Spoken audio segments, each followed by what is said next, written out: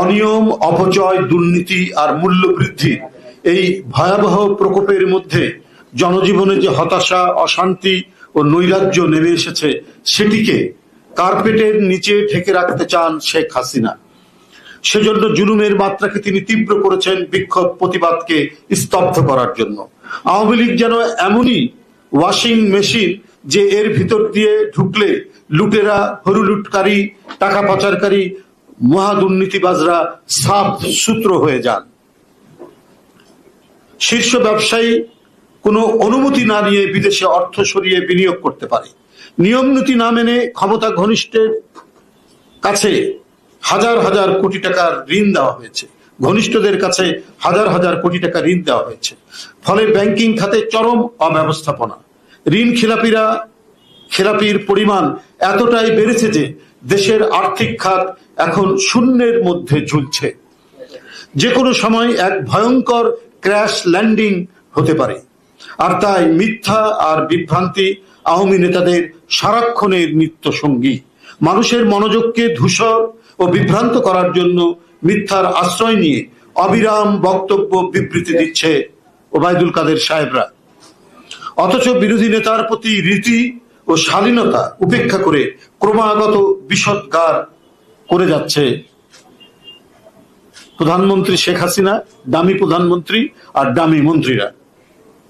বিরোধী দলের কথা বলা, স্বাধীন মত প্রকাশ করা যেন আওয়ামী লীগের নীতি বিরুদ্ধ।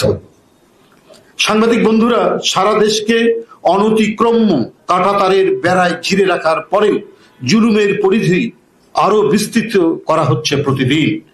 ইঞ্জিনিয়ার ইশরাক হোসেন ঢাকা মহানগর দক্ষিণের মেয়র প্রার্থী ছিলেন। অপেক্ষাকৃত এই তরুণ নেতার জনপ্রিয়তায় দামি সরকার মনে করছে ক্ষমতাসীনদের ক্ষমতায় থাকার নিদারুণ ব্যাঘাত ঘটবে।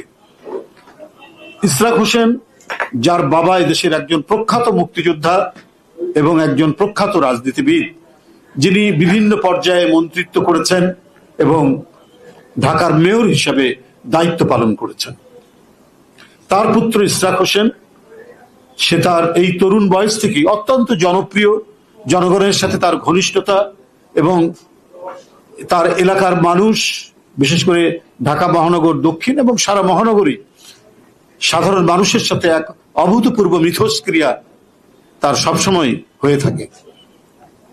তাকে গ্রেপ্তার করে নিয়ে যাওয়া হয়েছে। ইশরাকের সাহসী নেতৃত্বে আওয়ামী শাসক গোষ্ঠী অস্বস্তি বোধ করছে। দামি সরকার বিরোধী দলের নেতাকর্মীদের স্থায়ী ঠিকানা চিরস্থায়ী করতে চাচ্ছে কারাগারকে। তাই প্রকৌশলী ইশরাক হোসেনকে গতকাল পল্টন থানার একটি মিথ্যা মামলায় জামিন না দিয়ে সরকারের নির্দেশে কারাগারে পাঠানো হয়েছে। রাষ্ট্রীয় পেশি শক্তির জোরে চলছে বিরোধী দল দমনের কর্মসূচি।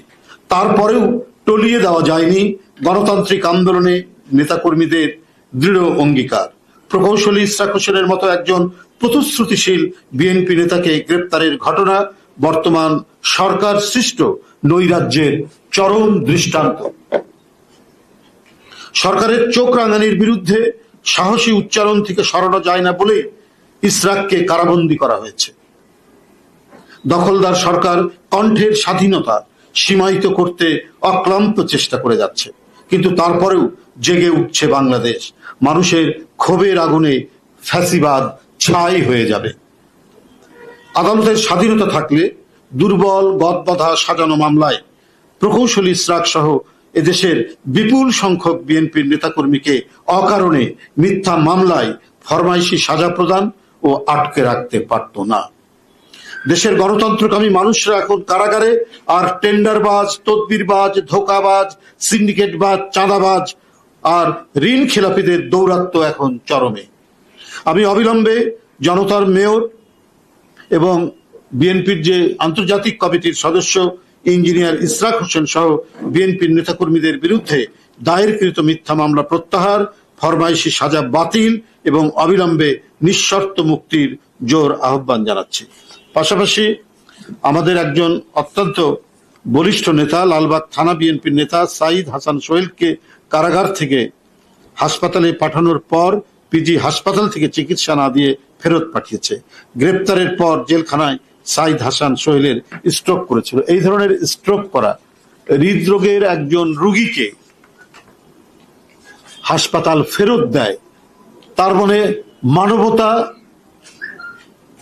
আজকে সব জায়গা থেকে বিদায় নিয়েছে। আপনি হাসপাতাল, স্কুল, কলেজ, স্বাস্থ্য কেন্দ্র সব জায়গা থেকে মানবতা বিদায় নিয়ে সেইখানে বাকশালী শাসন চালু করা হয়েছে। বন্ধুরা,